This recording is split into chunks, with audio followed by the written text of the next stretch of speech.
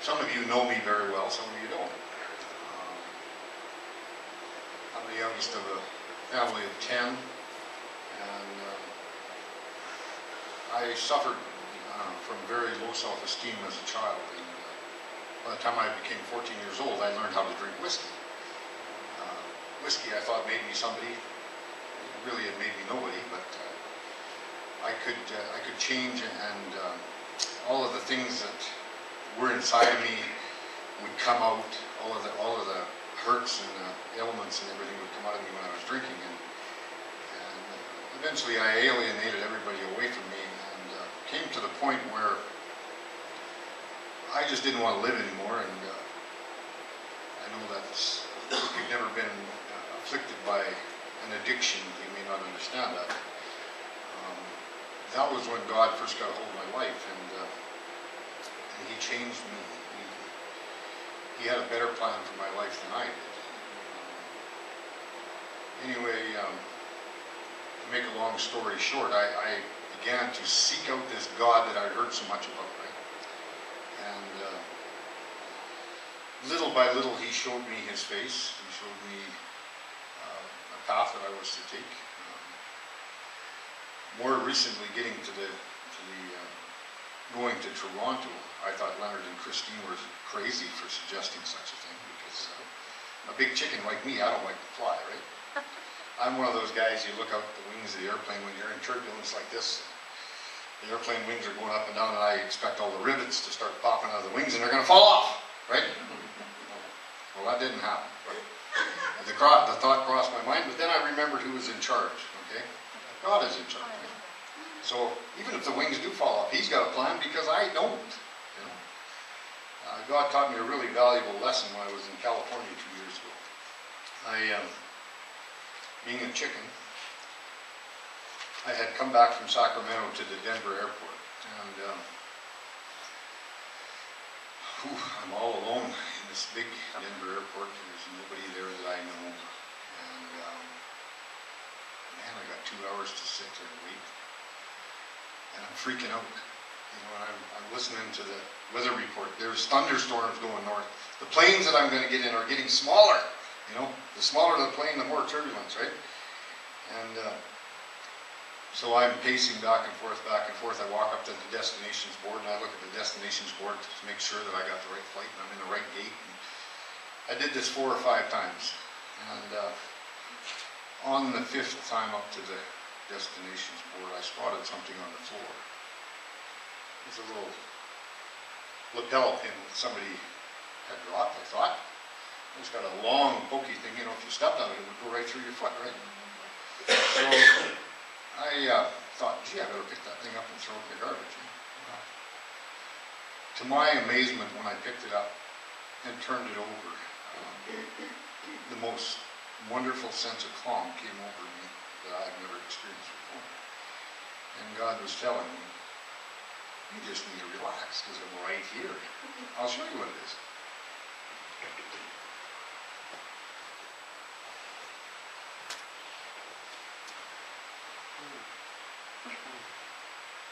Anyway, you'll have to forgive me, because I'm still suffering from jet lag from working for 23 days.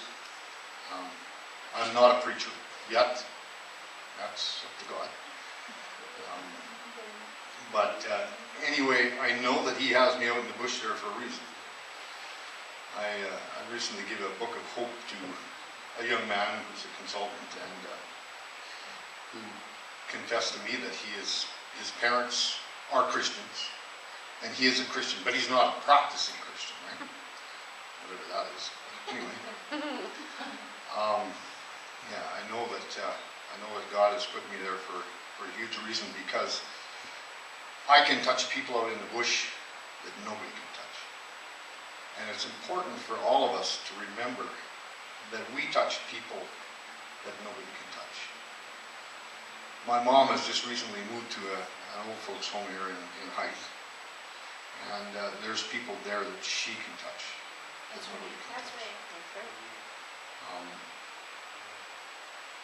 Louis and Bernice, they know people that nobody can touch. So it's very important that we carry the message. And Leonard and Christine were just talking about the devil. The devil likes to lie and cheat and steal as much as he can and put doubt in your hearts. And you're not doubters. You're children of God. You're children of the light. That light burns in your heart. That's the Holy Spirit, right? And, it's important when God lit that fire in your heart that you feed it. Because if you don't feed the light will go dim. And the best way to feed it is to have fellowship with other believers and to preach the gospel wherever you go. You should have seen this guy yesterday. I went into Northern Metallic, into the Northern Janitorial to get some toilet bowl cleaner, right? So I goes up there and I walks in the door. The guy goes up towards the front there, and the guy says, "Hey, how are you doing?" I'm doing good. "How are you?" "Oh, pretty good, pretty good." "What can I do for you?" "Oh, I'm just looking for some toilet bowl cleaner." And, "Oh yeah, well there's two different kinds. They're both about the same different kind of jugs, whatever." And so I gets up to the counter with this big toilet bowl cleaner, and I notice this guy's got 3 pictures on the wall. One is a picture of Jackie Chan. One is a picture of Chuck Norris. One is a picture of John Wayne. And beneath each picture, there's lines like people were putting votes for these so-called heroes, right? And I asked him, I said, "What is this all about?" And "Those are just heroes. We got heroes around here, don't you know?" And I said, "Well, there's a picture missing." "Well, what are you talking about?" I said, "There's no picture of Jesus Christ up there." "Well, we're talking about heroes." I said, "Yeah, but Jesus Christ is my hero." I had a fellow come up to me one day when I was walking across the Walmart parking lot, and he says, Guess what? Alan Jackson's coming to town." You know what? Big deal. If Jesus Christ was coming to town, I'd get excited. Yeah. But that's what's changed in me. Everything that I have doesn't belong to me. Everything that I have belongs to God. I know that it belongs to God. I'm just born it while I'm here. And it's up to me to share what I have.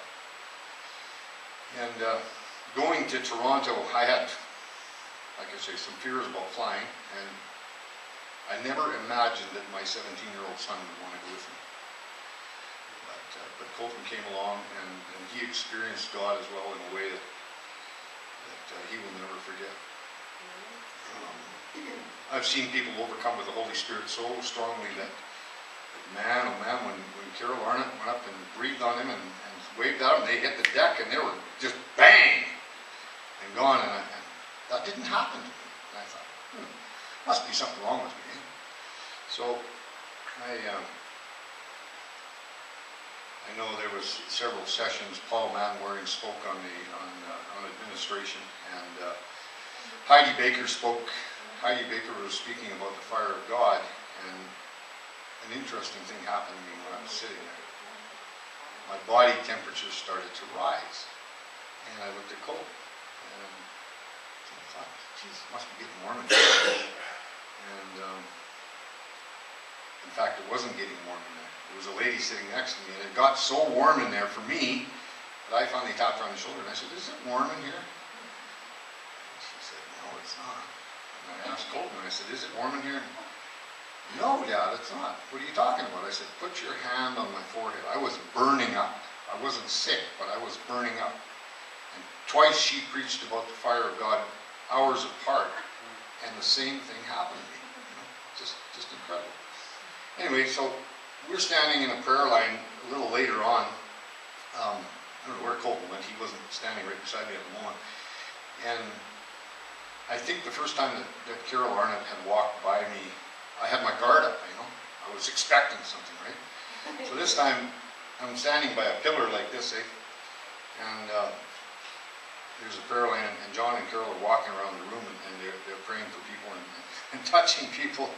And she came around the corner of that pillar, and she just went like this and breathed on me, and I hit the deck just like somebody had smoked me with a baseball bat. I was fully conscious, laying on the floor, the Holy Spirit ministering to me. I couldn't move. I couldn't open my eyes. I just laid there. It was incredible. I've never experienced anything like that. It's just, yeah. God is amazing. And, if you let Him, He will show you miracles, many miracles. I have been in places with God where you know, just blows my mind, because I'll be doing something and then he just says, no, you need to do this. That person over there needs a book of hope. I had one day I was in Grand Prairie and I was with my friend Norm. Norm is an alcoholic, and he and I have been friends for years, and Norm was really suffering spiritually. And so I had my coffee with him in Tim Hortons, and I said, Norm, I need to get you a book out of my truck. So I go to the truck and get some book of hope. And we're standing on the sidewalk and I'm showing him the book, and I give him the book. And, do you have to leave, Dan? And I just felt that there was an urgency that I leave. So as I left Tim Hortons, I drove straight west and came to the four-way stop. And as I'm going through this four-way stop, there's a woman walking across the crosswalk on the other side. And I idled past her, and she steps up onto the sidewalk on my left, and she turns around and she smiles at me sweetly, and I could tell by the way that she was dressed and the way that she carried herself, and a sweet little smile, that she was a prostitute. Well, I didn't wave back, I just kept going, and before I got to the end of the block, I got such a nudge from God that almost caused me to slam on the brakes right in the middle of the street. You have another book of hope on the dash of your truck, and you need to give it to that woman. And I'm looking around, where did that come from? You know? And I'm thinking, okay, I got two choices. I'd either put the pedal to the metal, get out of there, and just forget about it, or maybe I should try being obedient. So I go around the block, and I come around the corner, and this woman is walking this way, and I'm driving this way. There's no place for me to park. There's no place for me to stop. She doesn't see me. So I goes around the block a second time. Same thing happens. She's further up the street. She's 3/4 of the way up the sidewalk. And still no place for me to park. So I went around the corner again. I said, okay, God, if this is what I'm supposed to do, if this is of you, make a place for me to park when I go around the corner. Well, I drive around the corner, and then all of a sudden there's a parking. You could park at 747 there, right? Vehicles just disappeared. Not only that, the woman comes running across the street, and she runs up to the passenger window of my truck. And my truck is one of those that when you drive it forward, the door's locked, so the doors were locked. And I didn't open the door. And the one thing that this woman asked me that I knew that this whole thing was orchestrated by God was, you know, she didn't ask me if she could get in the truck. She didn't ask me if I wanted to go on a date. She asked me for a drink of water. She asked me for a drink of water. And I gave her living water, the book. And she was gone, just like that. And this sort of thing happens to me everywhere I go. But it's because I have become willing. I'm not afraid anymore. I'm not afraid. I'm not afraid to die. I'm not afraid to live. I used to be afraid of both. You know? And yeah, if you let God use you, He will use you. And He will bless your socks up. I haven't done anything to deserve what He's given me. But He just continues to bless me and bless me and